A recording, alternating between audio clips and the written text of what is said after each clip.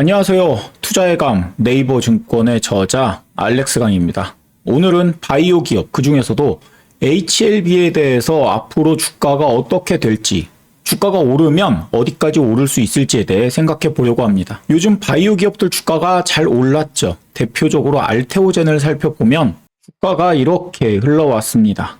그런데 같은 바이오 제약회사인 HLB를 보면 5월 달에 이런 폭락이 있은 후 반등을 한 이후에는 7월부터 계속 이렇게 횡보하는 모습이죠. HLB 투자자들이 느끼는 상대적 박탈감은 클 것 같습니다. 그래서 오늘은 HLB 투자 어떻게 봐야 하는지를 생각해 보려고 합니다. 최근 HLB의 간암 1차 치료제인 리보세라닙과 캄렐리주맙 병용요법이 다시 한번 FDA에 허가 신청서를 제출했습니다. HLB는 2019년부터 리보세라닙과 캄렐리주맙의 병용요법으로 간암 1차 치료제 글로벌 임상 3상을 진행해 왔는데, 그런데 올해 5월에 어떻게 됐죠? FDA로부터 보완해라 라고 빠꾸당했죠. 이때 그 FDA로부터 보완 요청을 받은 이때 주가가 엄청나게 빠졌습니다. 10만원 정도 하던 주가가 49,000원까지 며칠 만에 반토막이 나버렸죠. 그때 이런 뉴스들이 나오면서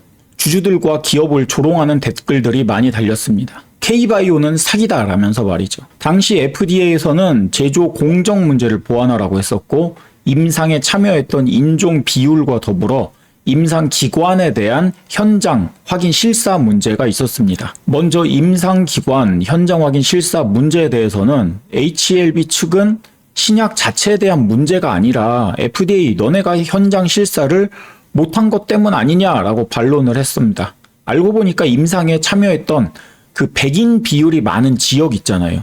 거기가 러시아, 우크라이나 지역이 포함이 돼 있었나 봅니다.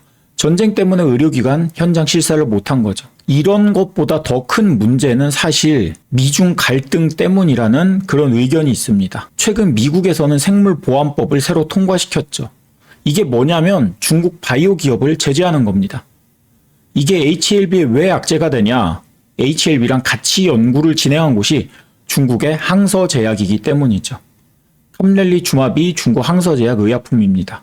왜 하필 중국 기업이랑 연구를 진행했는지는 모르겠지만 이게 FDA 승인의 발목을 잡을지도 모르는 그런 상황이죠.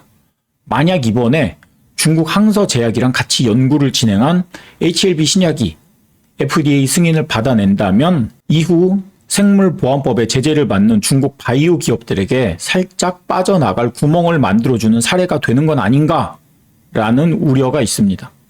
중국 혼자 개발하면 FDA 승인 못 받으니까 적당히 다른 나라 작은 제약사 하나 내세워서 FDA 승인 요청하면 되니까 말이죠. 그래서 미국 생물보안법은 K바이오 기업들에게 호재로 작용했지만 중국 항서제약과 함께 연구를 진행했던 HLB로서는 악재가 될 수 있는 겁니다. 아직 중국 항서제약은 미국 생물보안법에서 명시된 규제 대상 기업은 아닙니다. 사실 규제 대상 기업은 모두 5개인데 우시 바이오로직스, 우시 앱텍, MGI, 컴플리트 지노믹스, 베이징 유전체 연구소, BGI 여기 이렇게 5개예요. 그렇기 때문에 HLB의 FDA 승인길이 완전히 막힌 건 아니라는 거죠. 그냥 눈치만 보고 있을 뿐인 거죠. 그래서 이번 달 9월 20일에 다시 FDA에 허가 신청서를 제출한 겁니다. HLB 신약 나오면 그거 잘 팔리나? 이미 지금도 간암 1차 치료제 있잖아. 이렇게 생각하는 사람들이 있을지도 모르겠는데 현재 간암 1차 치료제 시장은 티센트릭과 아바스틴 병행요법이 전체 시장의 70%를 차지하고 있다고 합니다. 그런데 이 요법은 일부 환자에게만 효과가 있다고 하고, 그러니까 약 먹는다고 다 듣는 게 아니라는 뜻이죠. 하지만 HLB의 치료제는 발병 원인에 상관없이 모든 간암 치료자에게 고르게 효과가 있다고 주장을 하고 있어요. 물론 이게 진짜냐, 약이 잘 듣냐 라고 반문할지도 모르겠지만 이 부분은 너무 전문적인 부분이기도 하고 실제 임상을 통해 효과를 입증한 부분이 있기도 하기 때문에 문제는 없을 거라고 봅니다. 그래서 만일 HLB 신약에 대한 FDA 승인이 난다면 시장 점유율을 빠르게 높일 수 있을 것 같습니다. 왜냐하면 HLB 약이 조금 더 싸거든요. 또 지금 투자자로서 또 중요하게 생각하는 건 이거죠. HLB 시장 나오면 돈을 그럼 얼마나 많이 벌 수 있나? 간암 1차 치료제 시장 규모는 2030년까지 12조 원 정도이고 전체 글로벌 항암 시장의 규모는 460조 원입니다. 이번에 HLB, 라보세라닙이 FDA 승인을 받고 본격적으로 판매에 들어간다면 2027년까지 연간 매출 2조 4천억 원, 영업이익 2조 원을 달성할 것으로 전망하고 있습니다. 이 수치는 현재 간암 시장의 0.5% 점유율로서 아주 보수적으로 잡은 수치입니다.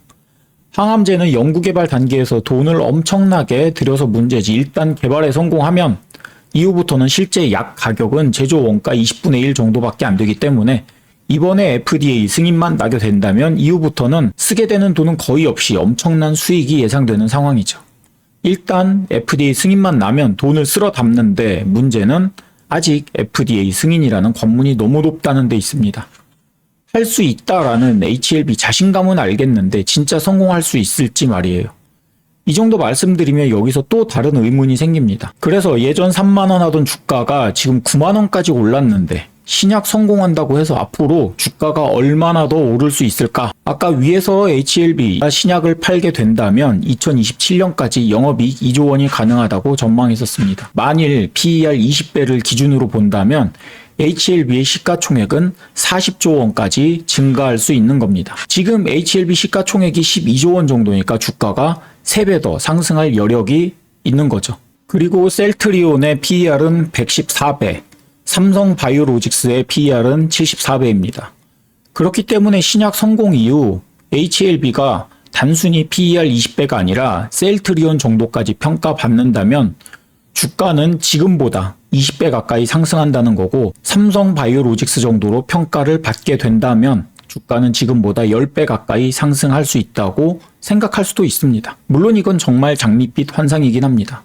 당장 FDA 승인이 날지 안 날지도 모르는 불투명한 상황이고 같이 연구를 진행한 기업이 하필 중국 회사라는 것, 그리고 FDA 승인이 난 이후에도 실제 매출과 점유율이 완성되는 건 2년 정도가 더 걸리기 때문에 하루 이틀 아니면 한 달, 2달 정도로 짧게 보는 투자가 아니라 정말 길게 보고 들어가야 하는 투자가 될지도 모릅니다. 오늘은 HLB 간암 1차 치료제에 대한 소식과 전망, 그리고 예상되는 주가에 대해 생각해 봤습니다. 여러분의 투자 판단에 도움이 되었으면 좋겠고요. 끝까지 시청해 주셔서 감사합니다. 구독 부탁드리고 다음에 또 중요한 주식 이야기로 찾아뵙겠습니다.